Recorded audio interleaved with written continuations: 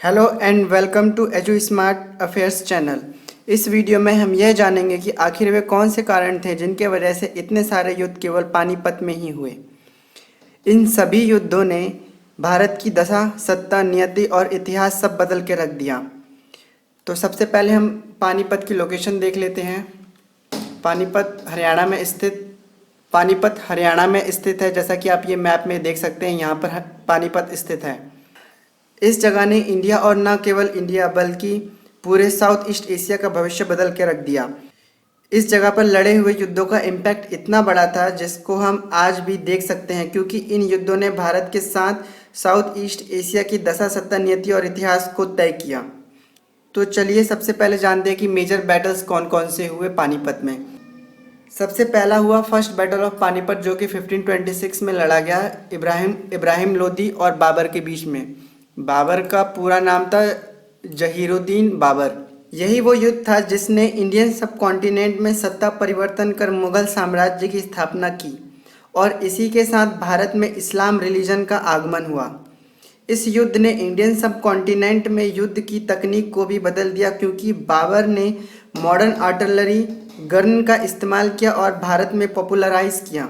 यदि इस युद्ध में इब्राहिम लोदी जीता होता तो आज इंडियन सब कॉन्टिनेंट का इतिहास कुछ और होता, जैसे कि इस्लाम का आगमन नहीं हुआ होता, second and third battle of Panipat नहीं हुआ होता, क्योंकि यह भी डिसिसिव बैटल्स थे। इसके बाद सेकेंड बैटल ऑफ पानीपत हुआ 1556 में अकबर और हेमू के बीच। यह युद्ध इसलिए हुआ क्योंकि हेमू ने हुमायूं की मौत के बाद दिल्ली पर अपना रूल इस्टेब्लिश कर लिया था। यह मुगल्स की बड़ी हार थी, इसलिए अकबर ने मुगल्स को दिल्ली में री इस्टेब्लिश करने के लिए सेकेंड बैटल ऑफ पानीपत का आगाज किया और जीत लिया। इसमें भी यदि हेमू जीत गया होता तो मुगल का री इस्टेब्लिशमेंट नहीं हुआ होता और फिर उनका साम्राज्य पूरी तरह से समाप्त हो चुका होता।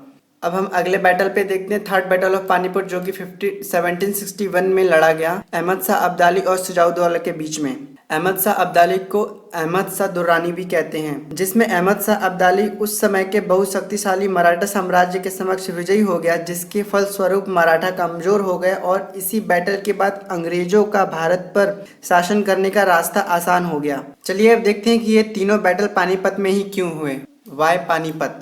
सबसे पहला तो इसकी स्ट्रेटेजिक लोकेशन थी। इसकी दूरी दिल्ली, जो कि सेंटर ऑफ पावर था, से सिर्फ 95 किलोमीटर है, इसलिए इसका स्ट्रेटेजिक लोकेशन पर होना कई युद्धों का कारण बना। दूसरा कारण यह था कि यह इंडो गैंगेटिक प्लेन्स एरिया में मौजूद था, जिसकी वजह से यहाँ घने जंगल नहीं थे, सिर्फ प्लेन एरिया था। इसलिए यह विशाल सेनाओं को तैयार करने के लिए आइडियल कंडीशन प्रदान करता था और बड़े युद्ध इसमें किए जा सकते थे। और तीसरा कारण यह था कि 3rd सेंचुरी बीसी में मौर्य एम्पायर के दौरान तक्षशिला से पाटलिपुत्र तक, जिसको उत्तरापथ कहते थे, तक एक सड़क का निर्माण किया गया जिसका नाम उत्तरापथ था। इसी पथ पर पानीपत पड़ता था, जो नॉर्थ वेस्ट इंडिया को मेनलैंड से कनेक्ट करता था, या यूं कहें कि ये इंडियन सब कॉन्टिनेंट का एंट्री पॉइंट था। फिर बाद में इसी पर शेरशाह सूरी ने ग्रैंड ट्रंक रोड बनवाया, जो आज भी फंक्शनल है। व्यापारी या यात्री भारत में आने के लिए इसी सड़क का प्रयोग करते थे, इसलिए इसी रूट से मुगल्स, अफगान्स,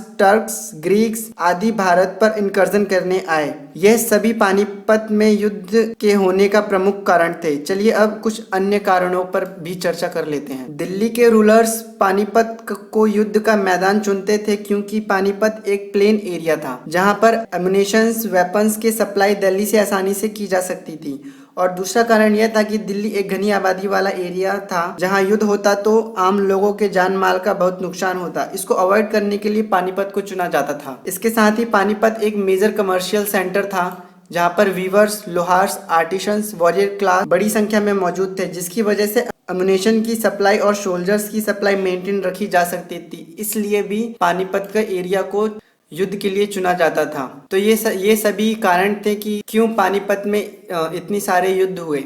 तो ये सभी मेजर कारण थे जिनकी वजह से पानीपत को युद्ध के लिए चुना जाता था और उसमें बहुत ही बड़े बड़े और डिसिसिव बैटल्स हुए। इस वीडियो में इतना ही, मिलते हैं अगली वीडियो में। Thanks for watching. अगर आपको वीडियो अच्छी लगी हो तो लाइक, सब्सक्राइब करें। ये इस वीडियो का एंड है। Thank you.